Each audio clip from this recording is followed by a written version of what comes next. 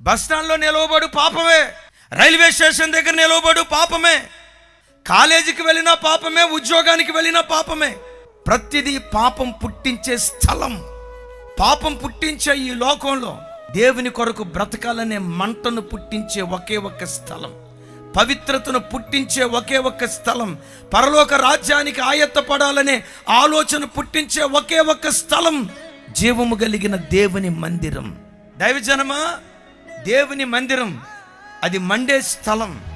Monday స్థలమే కాదు, నిన్ను మండించేటువంటి స్థలం, నిన్ను మండించే స్థలం. సండే క్రైస్తవులుగా మనం ఉండకూడదు, మండే క్రైస్తవులుగా ప్రభు కొరకు మనం బ్రతకాలి.